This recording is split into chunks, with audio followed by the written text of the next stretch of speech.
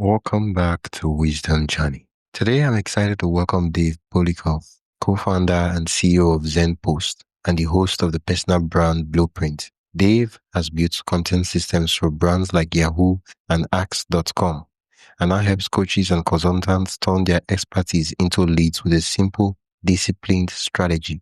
He will share how to make content creation easy and build a funnel that brings your ideal clients to you. Let's dive in. Sure. Cool.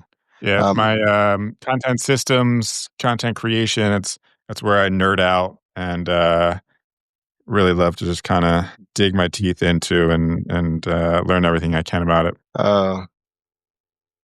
You said personal branding is as easy, yet most creators, like when it comes to personal branding, they feel overwhelmed.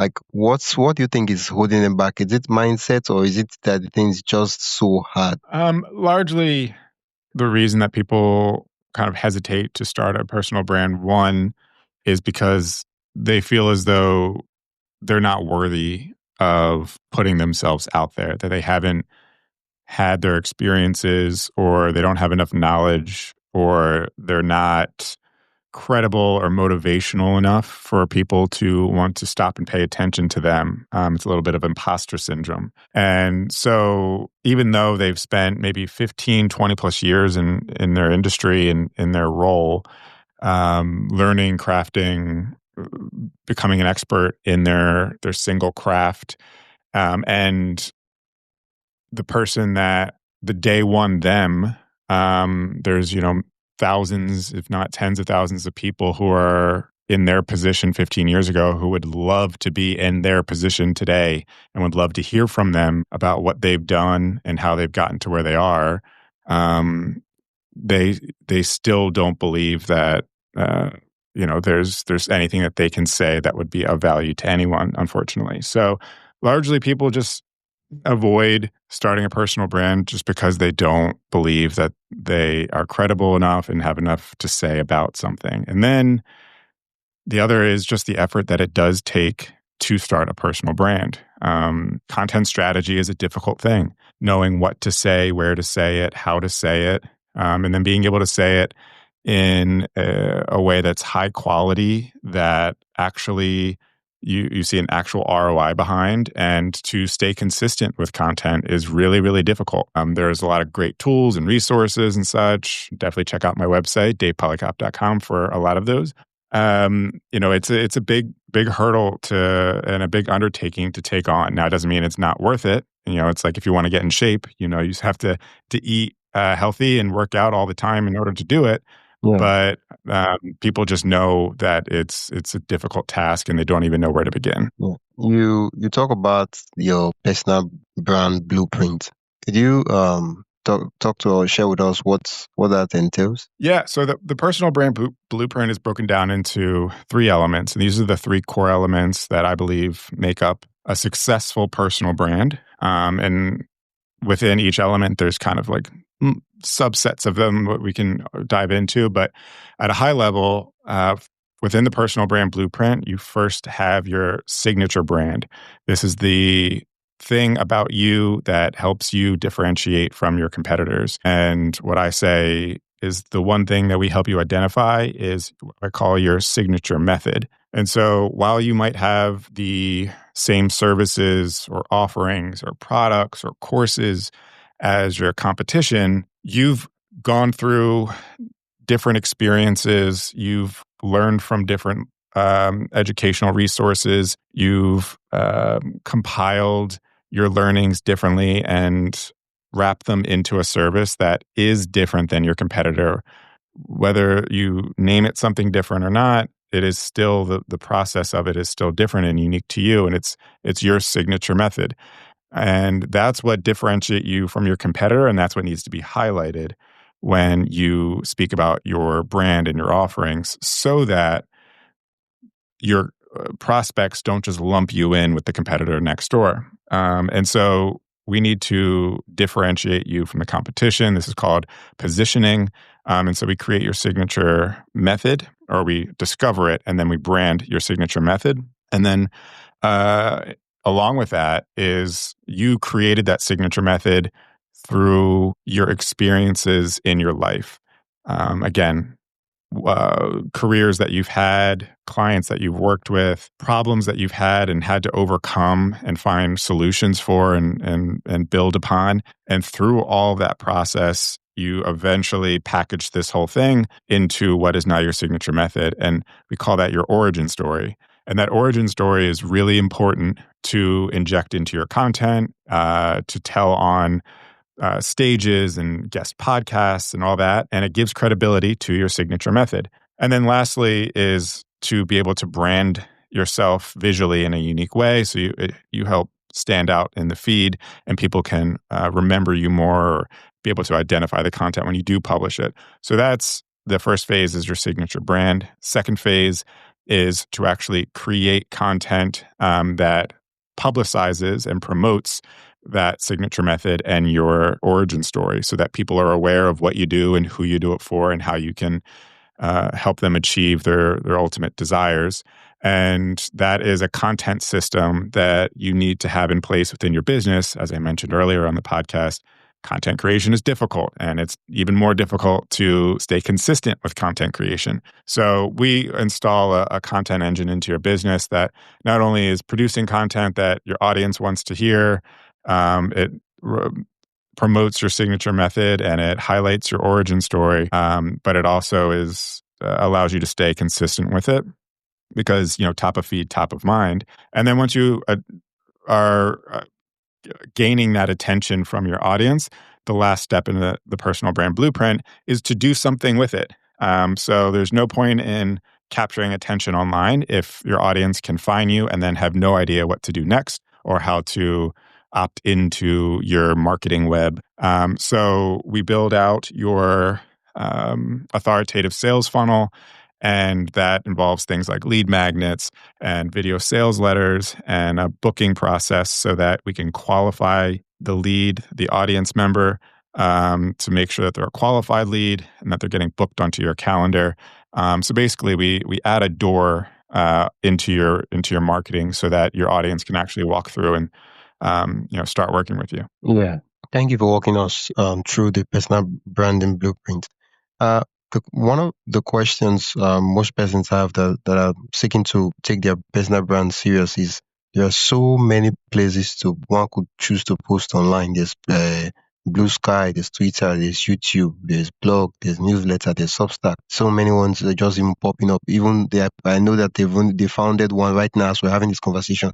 So the question I have is how do we know which platform to ignore? Which one to ignore or which one to focus on? Which one to ignore? Because most of us have been asking that question, which one to focus on. And I want to change the question now to which platforms should we ignore? Well, the answer is pretty simple, and it answers both which ones to focus on and which ones to ignore. And the ones you ignore are the ones where your ideal client is not on. So if you're trying to your goal is to reach 55 plus year old CEOs, TikTok, and to sell a high ticket offer, TikTok probably isn't going to be your channel. If you are trying to reach 25 to 35 year old, females who want to get in shape, then maybe TikTok, but definitely Instagram.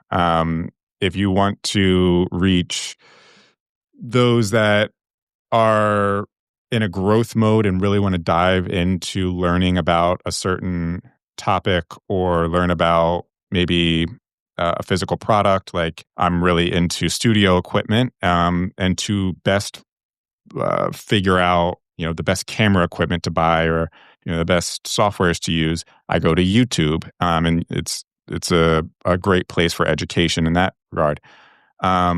So you have to understand who your ideal client is, and then you have to understand where they go to learn and make buying decisions.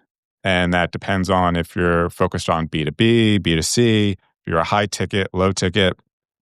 So you don't need to be everywhere if your audience isn't everywhere. And also, even if your audience may be on a platform, it may not be where they are looking to make buying decisions.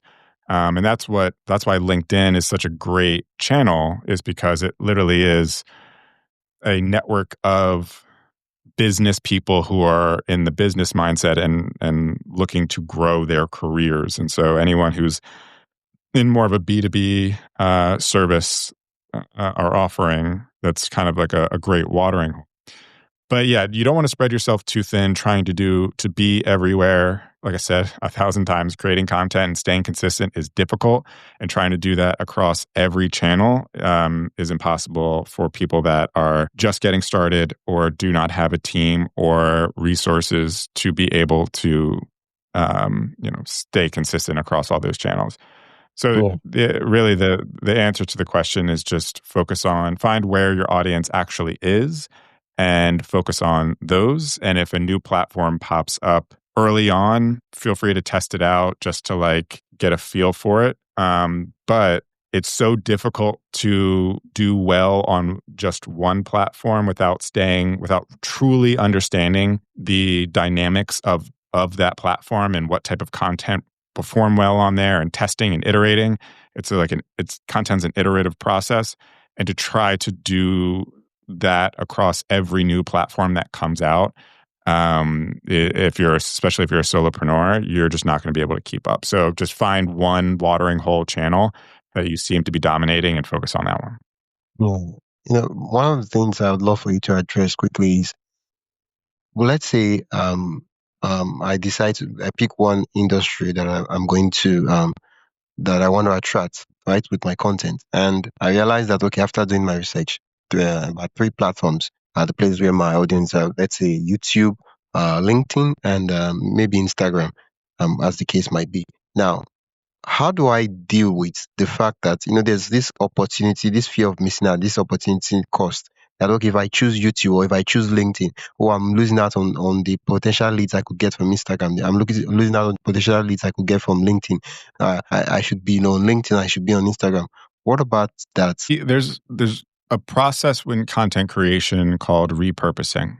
And that process is taking what we call a long form piece of content, which typically, as you mentioned, YouTube would be script out, create a long form YouTube video, which is 10, 20, can be up to an hour long. I've seen those, some YouTube videos that are people walking you through how to do a process that can take up to 2 hours long. But you know what? If you really want to learn that process, you will watch the full 2 hours. Yeah. And that is your main pillar piece where you're walking them through a process, a framework, how to. Maybe it's just kind of like what I call the diary entry videos, where you're just kind of talking about your business and personal philosophy. And make sure that you're recording it with video. And now you have this pillar post that is working for you on YouTube, but you are able to pull elements from that main video, maybe highlight topics or clips from the video or quotes that you've mentioned, and repurpose that value, different little segments throughout the video of value, and repurpose that into content across other platforms. But really, I would say just focus on your secondary platform, which in this case, for me, I'm YouTube and LinkedIn, and then I repurpose content that I've done on like LinkedIn onto Instagram, some on TikTok and such. So it's not that you don't have to not post on those other platforms, but don't try to spread your attention equally across all those platforms. Really just try to dominate long form channel like YouTube, and then more of a short form feed channel like LinkedIn, and then repurpose the content that you're posting on something like LinkedIn, or the clips from your YouTube videos that you'll post as YouTube shorts as reels and TikTok videos on the other platforms, and you'll get the residuals from there. But unless you have additional resources or more time on your hands to be able to equally invest the same amount of time onto like TikTok and Instagram that you do on these other channels, it's difficult you're always going to have more opportunity for sure. But it's just a matter of being able to install some of these content systems into your business that'll free up that time and allow you to do it, which is largely what I help my clients with. Yeah. Thank you so much for that. One of the things you talk about so much is the turnkey, the turnkey systems, right? Could you give us a sneak peek into your content creation assembly line? Absolutely. I'm actually about to put out a YouTube video on this next week. So there are systems that I have in place, and there's kind of core elements that you need within your content system to ensure that everything runs smoothly. And part of the system, it's a part automation, part AI, and part like human manual steps.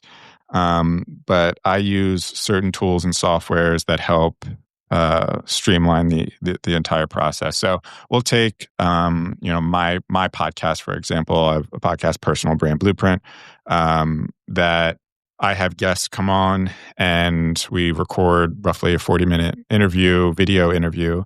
And then once it's recorded, I record that in a software called Riverside, which is what we're recording in now. And after the recording, I then use a tool a software called Asana, which is a project management tool.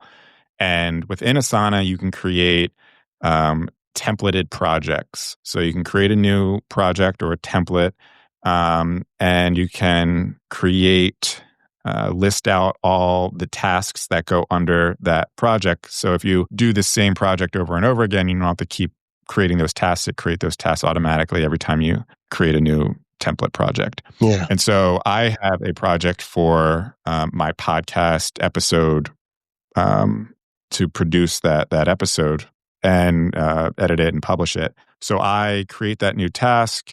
It automatically assigns my video producer role all the tasks. And then the next step for my video producer is to go take the episode on Riverside. And Riverside does have a video editor, and I'm actually starting to move my editing into Riverside. But as of now, I then moved the video into a separate video editor called Descript, Descript.com. And it's really good for editing and creating short form videos and all that. And so my editor then edits the video in Descript and then uploads the audio into a separate tool called CastMagic. And CastMagic is this AI tool where you can preset prompts based on the transcript of the audio file you upload. And it spits out any assets that you might need from the transcript. So since this is a podcast episode, it spits out suggested titles, it spits out the show notes, suggested quotes to use for quote cards, promotional posts, newsletter, the promotional newsletter that I send out every new episode. So it creates a draft, at least, of the content I need to package everything together and then also promote the episode once it goes live. And each of those steps, for example, of suggest a title, suggest a thumbnail, suggest the show notes, all of that are tasks within the Asana project. So my video producer takes all the things that were produced for them and or suggested to them and puts it into the Asana tasks and submits it to me for review. I give my notes, approve everything. Then they create the assets like thumbnails, promo cards, all that stuff. They're going through the full project template of tasks. And then my video producer submits the video to me for a review. I go through, make my notes, and then I give my approval. And then they upload it to YouTube with all of the titles and packaging and all that stuff. They upload it to Spotify, so that Spotify I think it's called Spotify for Creators now or something, that sends my podcast out everywhere. And then also they set up an email so that it notifies my guest that the when the podcast is ready to go live. And then once it does go live, I also put the podcast episode on my personal website. So there's a dedicated page on my website for the podcast that has show notes on it and what you'll learn and a summary of the podcast for SEO purposes. So it can rank in Google and I can get site traffic. So that is also part of the process. And then when the site does go live, we take all the promotional elements that tool CastMagic created, and we put that into LinkedIn as a newsletter and a social post to promote it. So drive some eyeballs to the actual episode. So the entire process, at least from where I need to play a part in it, is really I just show up to record it. I create the task in Asana, and then my video producer does all the work, but largely doesn't have to do too much work because there's AI and automation tools that are like doing much of the work for them. And then it's mostly just copy and paste content that's already been created into systems that schedule and publish the content for us. You've been doing creating content for quite a while now, and now you have a system which is very, very nice. It means that you can produce your productivity has increased. How do you decide what to batch, schedule, delegate, or automate? So the question was, how do I decide what to automate? Batch, automate, schedule, or delegate? Yeah, good question. So if something needs to require, I've tested automating certain things or using AI for certain things to see if AI could do it versus a human. And I like to try to push as much as I can to see what the boundaries are of AI. And, that comes down to a lot of things in terms of like making sure that you're feeding it the right information in order to get the best output and all that stuff.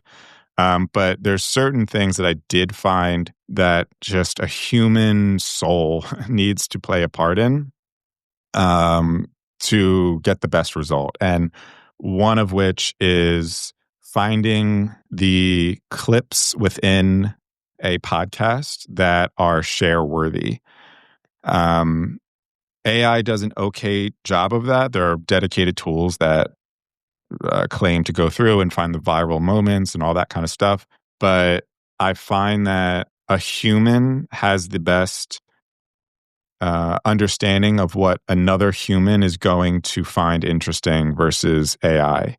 Because AI can really only understand the text of what's being said, but a human can take in more of the tonality and the context of the story and the personality and the emotion that was given at the time. And so it's not always what's being said in the video that makes the clip do well. It's like the emotion that's happening at the time or the person who's talking or the expression they have on their face. So that kind of stuff, AI can't really do well. So that's one thing I found, just like a human has a better knack for finding those things. Other things are like really specialized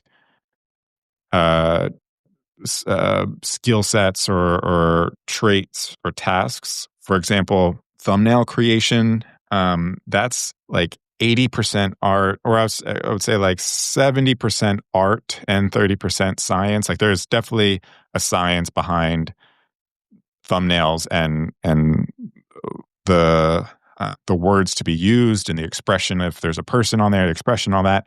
But it's just you can get the elements correct, but the design of it can be wrong and it not perform well. The font size isn't right, or the color choice, or the imagery used is not perfect. And so while AI can suggest a good thumbnail, it takes a human artist to really know what a good thumbnail will be for YouTube. So it's really like the creative elements that just need a creative soul and eye on the thing. I find a human needs to be involved. But when it comes to like things like suggesting text or a post or a newsletter or whatever. AI is really great with just creating a first draft of that. And then you just kind of going in and adding your human soul and personality into it. And then anything that would require, you could train a child to do eventually, you don't need an adult to do. So that would be where automation comes in. If it's a matter of downloading a file and uploading it somewhere else, you don't need a human person to do that step. And that's where automation comes in. Yeah. I like the way you explain it.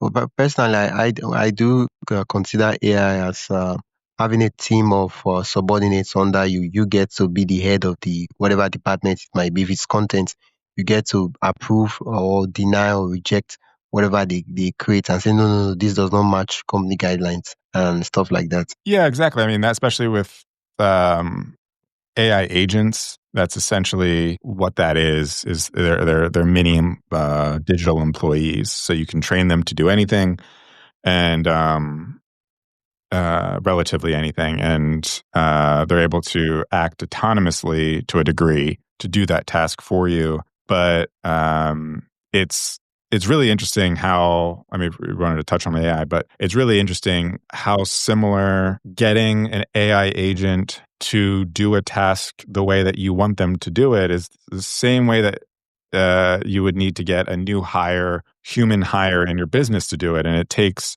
giving things like context, giving examples, continuously giving feedback and training. I think what people get wrong with AI is that they just go into ChatGPT or whatever their AI tool is, and they just say, write me a post about blank.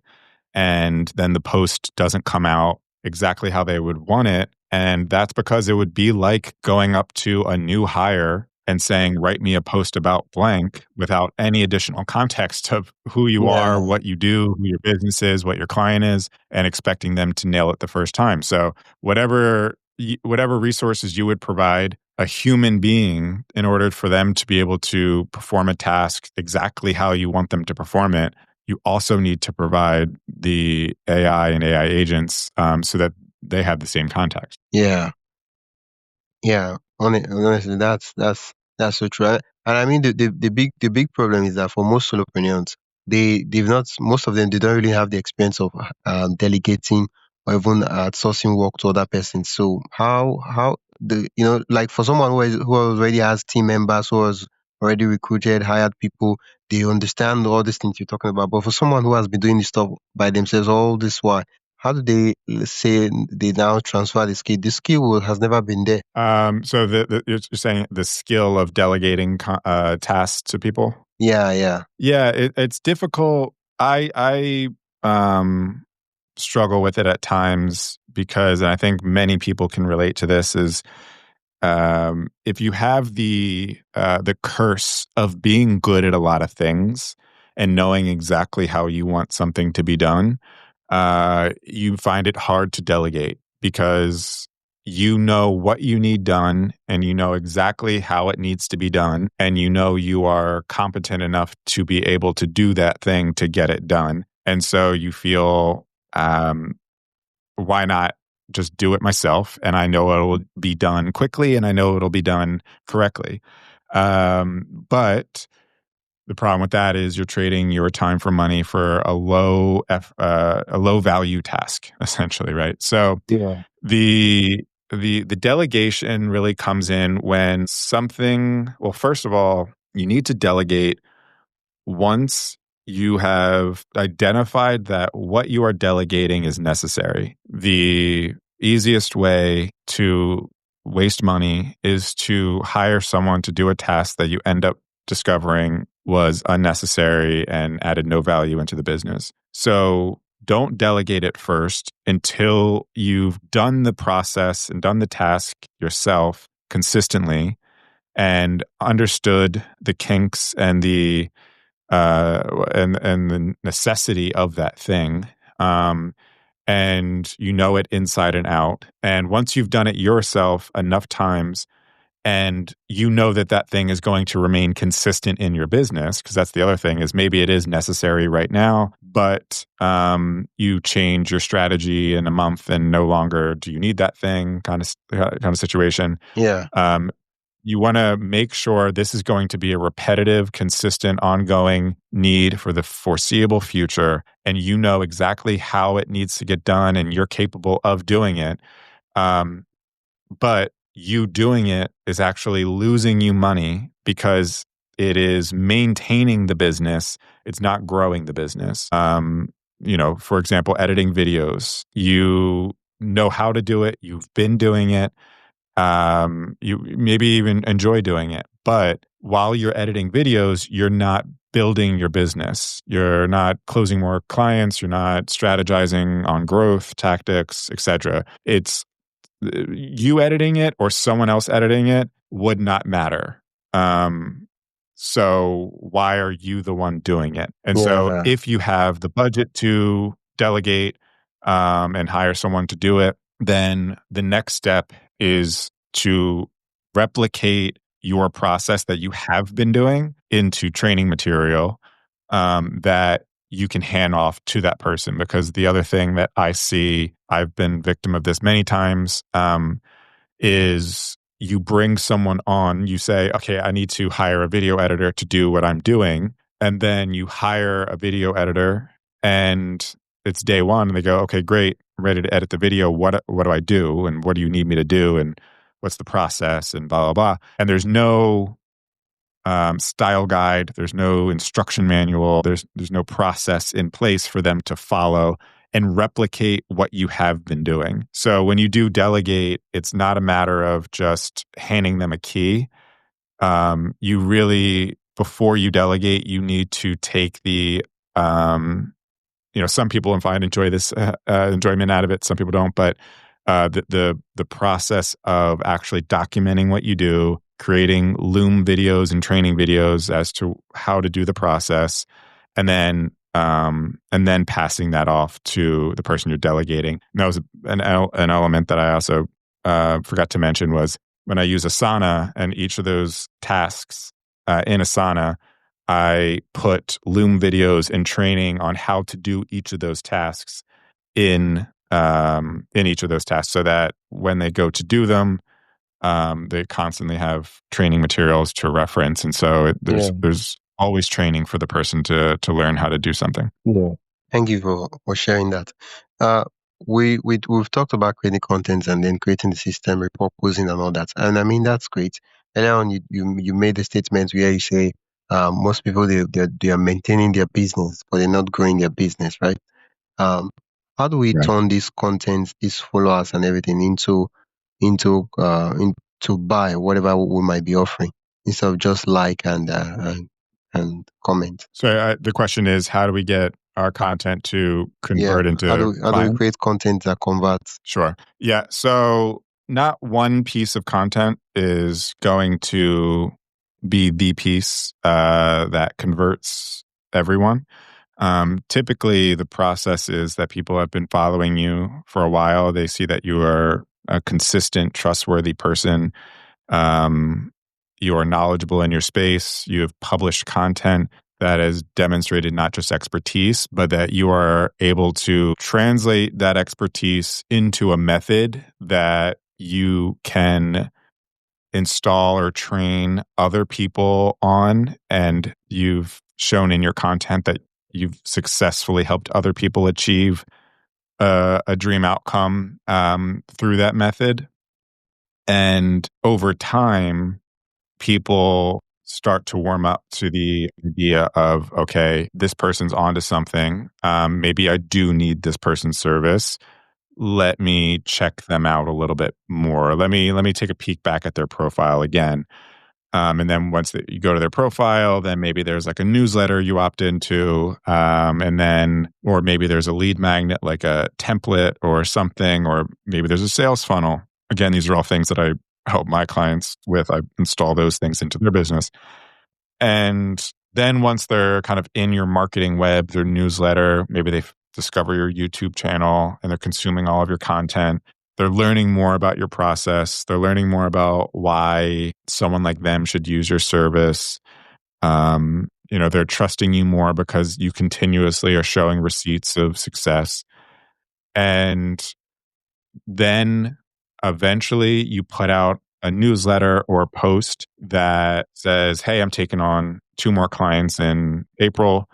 DM me if you're interested. And so you're providing that door for them to walk into, as I say. And so it wasn't that post specifically that they saw for the first time and then went, oh, I don't know who this person is. They're saying they're open for new clients. I'm going to go DM them to start with them. The sale was made months prior and within the months prior, where they consumed a bunch of your content across multiple platforms and warmed up to you and eventually were pre-sold. And so once you put out that post of I'm inviting you to become a client, it's at that point that the call to action is where you finally were able to convert them into a client. But it's not one post that will do it. It's staying consistent for a long period of time. And the difficult part of that is not many people engage with your content. They'll see it and they'll, consume it and they'll get value from it. But sometimes people just don't comment or engage on your post, but they still did find value out of it. And they're just these like silent admirers. And eventually you'll put out a post that says I'm taking on more clients or hey, buy my book or whatever it is. And they opt in and they give you feedback and go, yeah, I've been following your stuff for a long time and I just finally wanted to pull the trigger. And you would have never known it because they just never engaged with you. They never messaged you or anything. So again, even if you're putting out content, you would sometimes never even know that that you're actually winning your audience over. Yeah. And you are winning clients because they actually don't post. So the key thing is it's a long way to say it's not just one post. It's more consistency of posts. But to kind of put a bow on to better answer the question of like what specifically to post to help support that process, it is speaking about your signature method. What is the way that you do things that is unique, but also gets results, not just for you, but prove to your audience that you are capable of packaging that signature method and training or installing it into your client's business and helping other people achieve the same success that you have. Because what happens is people start coming up with limiting beliefs and reasons why they can't get the same results, right? It's because, oh, you were able to do that because of your circumstance or your gender or your ability to talk on camera or whatever, right? But once you start showing that you've gotten the same results for other people that are just like your audience, and the person who's saying, coming up with objections and limiting beliefs, now you're starting to remove the objections that they have in their minds, and they start to warm up to the idea of, oh, okay, maybe, yeah, why not me? I guess I could actually use this. So definitely giving receipts as to the value that you're able to bring and that it worked for many people helps warm people up to becoming a client. Yeah, from what you said so far, the major two takeaways I took from it is first, getting people to buy is about building trust, and you need to make sure you meet your ID clients at every stage of consideration that they are in. So if they are just top of funnel, if they are just ready to buy, you want to be there. If they are still thinking about the idea, you want to be there with them too. You want to just basically keep them company. Yeah. I mean, with You're content, talking of about the course, not in real life, though. yeah. So you're referring to like the content funnel, like top of funnel, middle Yeah, funnel, bottom funnel. yeah. That's what I was saying. Yeah. So yeah, what I say is, top of funnel is content that is just making you seem like a trustworthy person worth following in your industry. So This is content that is resource content. It's, top 10 resources I use to achieve blank. It's your commentary on industry news. It's your collabs with other people in your industry. This is basically to show that you are a nerd for your industry. Like you are constantly um, uh, staying up to date and have a finger on the pulse of your industry and have commentary and thoughts on things. And when new tools and resources come out, you're the first one in line to test and iterate and provide back your opinions on it. And so that makes you seem like a trustworthy person in your industry. And then middle of funnel is more so like, okay, you have all these tools and opinions on things and philosophies. um, how how do you use those things to make money? And so then you start talking about your service in the middle of the funnel, which is where you bring up your origin stories. I was struggling with X until I found this resource, and then it allowed me to achieve Y. And now I am doing the thing that you, audience member, really want to achieve yourself. And so the way that I do that is I packaged it in my signature method, and it allows me to do it. So check out my signature method if you want to learn more about it. And then bottom of funnel are those more pointed sales driven posts that ask for the sale. Hey, I'm taking on 2 more clients this month. Hey, here's John or Jane, who was a ex-client who saw success. John and Jane is just like you. If you want to be like John or Jane, DM me and let's get started. So yeah, just kind of taking them down that funnel. But like I said before, it's not a perfect path. Someone finds you from a top 10 list post and then reads a middle of the funnel post, and then you post a bottom of the funnel post, and then they opt in. It's a windy road Yeah. that can sometimes take months. So you just Yeah. have to stay consistent. Yeah. Earlier on, when you shared your content system, it was pretty exhaustive, right? But for me, I want to ask this question: how do you get ideas, like ideas that are authentic to you? Because not just any idea. Yeah. One of my favorite ways to get content ideas is actually to comment on other posts of influencers or other people in my industry that speak about similar topics. And ideally, a strategy there is someone who has a much larger following than you. Go in, someone who typically posts content that is very insightful and you respect their content, and go in, consume their post, and then if it's a good post, it's going to spark an internal response or thought in your mind as to how you might approach that same topic. Or maybe you disagree with them, or maybe you have a slightly different angle of how you would accomplish the thing. Or if it's a list, maybe there's 1 or 2 resources on there that they left out that you use. And go and form a response in as a comment on their post. And that's doing 2 things. One is um, you are engaging on someone else's content, which the platforms love.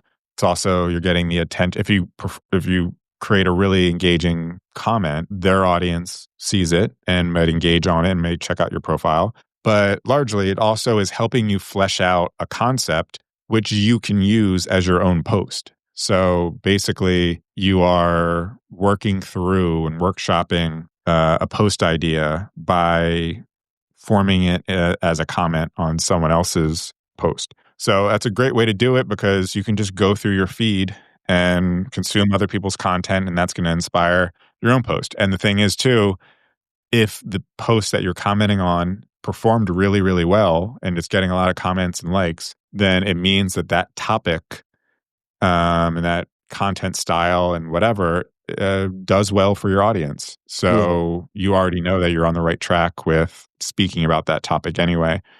So that's one way that I like to create topics, but that also takes the same shape, just by through education. So, what that process was learning through consuming someone else's post, but you can also continuously learn through other channels as well. So, I read a lot of newsletters. I watch a lot of YouTube videos. I read a lot of books with around topics within my industry. And as you consume that content, you pause and there's moments where you form your own opinions and thoughts, or you connect the dots on things where maybe they mention something and that inspires a story that maybe you personally went through or a client, and you reflect on that for a bit.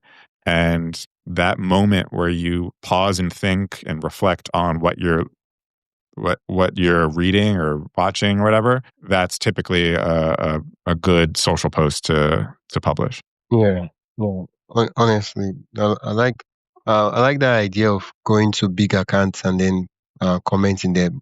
One other thing which is on the same strategy about going to big accounts is usually sometimes people want to know what are my audience looking for? Well, what are my ID clients searching for? What are they struggling with? Usually when you go to the people, especially when you see someone big in their and their account aligns with basically your audience, you would see your audience asking questions. And since these accounts are really big, most of the time they don't even get to respond to the questions. And so you can actually see questions from actual human beings who are struggling with this problem and then gets to create content that answers that question. Yeah, I like that idea. Yeah, absolutely. Same thing with on the reverse of that too, if it's a YouTube video in the comment section or whatnot, if the video was, how to do blank to achieve blank, and you look in the comment section and people are going, "Thank you so much for creating this video. I've been dying to figure this out," or "I just did this into my business and it helped me so much," yada, yada. So if the comments are actually not just questions, but actually praise on the topic itself, that's also a good indicator that, this is a topic or, a strategy area that you should look into as well. Because if you share audiences, it means this audience is very much interested in this concept. Okay. Oh, yeah. Yeah, that's true. Yeah, I see some videos where you see the video on the channel, and the channel is pretty like really, really new, like maybe 200 subscribers, and you see the audience start commenting that I'm so surprised that this is a small channel. I thought this was a big YouTube, because the way the video like finished work for them, they're like, wow, this person must have been in this industry for a long time, and then only for them to realize that, oh, the channel hasn't gotten a lot of subscribers. And yeah, Yeah, that's what's tricky about some platforms is I see a lot of young accounts on like LinkedIn that are producing just really great content. Like you go to their profile, it's well optimized. The content they're producing is very well formatted and good graphics and design and all that. They put a lot of time into a lot of it, but maybe have under 500 followers or connections, and you can just tell they're going to do really, really well if they just stay consistent yeah, and continue. But yeah, it's surprising sometimes. You're like, wow, I feel like I'm catching this account really early because I know they're going to end up doing really well eventually. But yeah, that's what's the difficult part is, also is there's so many people who continue to come in to to join these channels to finally hop on the YouTube train or get on LinkedIn and understand its value. And so there's another profile being created, another YouTube channel being created every day. So I think that's just an element of it too, is just everyone's fighting for the same attention and not everyone can win. yeah. I mean, most of the time, people don't find ways to get qualitative feedback from the content they are creating, right? Like the LinkedIn profile you talked about now. Let's say the guy is creating really, really good and valuable content, and you look at the content and you're like, wow, this stuff is really good, right? And it could get maybe 2 or 3 likes, and he's like, oh, my content is not performing. But if there was a way for him to measure the depth of of value he gives to people by by getting their feedback, by getting to hear from them, then he will understand that, okay, yeah, yeah, it's pretty much important. And yeah, in a way, I know that a lot of the mainstream creators have had us put into a place where there's this delusion that we need to get a lot of views, a lot of likes, a lot of comments, which in itself is it's not like there's anything bad with that. But depending on the niche and the kind of product you're selling, sometimes you could have an account that has maybe 800 followers or so, or depending on the platform, and you will still be closing over $10K or $20,000 every month just from that kind of account, because now it depends on the depth. It's okay. I think there's a quote. It's not about the number of views you get. It's the people that are viewing your stuff that matters. Yeah, 100%. I mean, would you rather have 100,000 followers and $100 in your bank account, or 100 followers and $100,000 in your bank account? And the people who have 100 followers and $100,000 in their bank account are making the 100 followers that they do have count. They're creating content that actually converts, wins trust and converts those 100 followers into an actual offer that they have.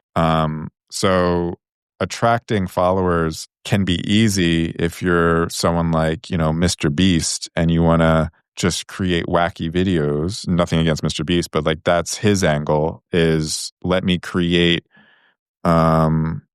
content that you've never seen before, and that's the value that I'm bringing.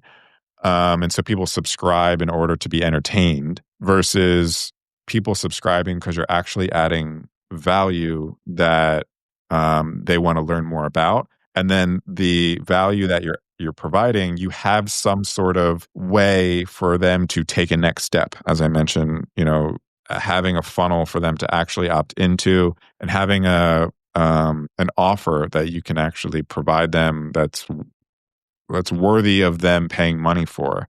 So that's the other thing, is just, growing a follower account doesn't mean anything if you can't monetize it some way. Yeah. Yeah, so people, I put out a post the other day that said, "Are you actually ready to go viral?" Because say you do have a post that pops off and you get 1 million views and all this stuff, and so many people flood to your profile, but your profile isn't optimized to actually explain who you are, what you do, how you can help people, having a link to something where they can check you out more, or check out your services, or opt into a lead magnet so that you capture that attention. And there's a back half to this whole thing beyond just trying to capture attention with content. And people focus so much on just trying to get views that they forget that there needs to be a way to convert those views into dollars. And that's, Yeah. again, that's something that is just kind of part of the whole process that people leave out. Yeah. If a creator listening to this episode today could only focus on one metric to grow their brand, what would it be? I would say it depends on the platform. On Instagram, with your content, would be shares. Shares is, and this is something that even the Instagram CEO has said, I don't care if I got 5 comments and 10 likes, but if I get 100 shares, I know that the video is valuable, because the act of someone sharing that content means that they found it so valuable, and that they knew of someone else that would also find it so valuable, that they took the time to actually send it to someone else and say, "Hey, check this out. You need to see this." So something on like Instagram, to kind of understand if your content is hitting the right nerve of your audience, keep an eye on your shares. Yeah. And hopefully it's shares for the right reason. You didn't do anything weird in your video that people are like, "Check out this weirdo." So that when it comes to something like LinkedIn or whatever, the number one metric at the end of the day that actually matters is, are you getting more clients? Yeah. Yeah. So Yeah.